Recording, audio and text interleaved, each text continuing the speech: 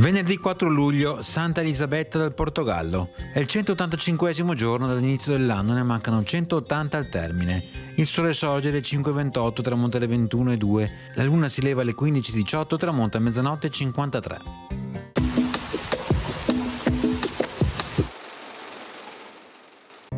Parecchi cavalieri, dopo essersi intrattenuti fra balli e musiche nel palazzo Foscari a San Simeon, accompagnano le dame in vesture benissimo vestite ed adornate di cadene di oro e di gioie, sopra battelli e burci ad assistere a una regata di barche tra donne. Quindi in mezzo alla strada viene servita una colazione alla quale viene invitato anche il duca di Urbino.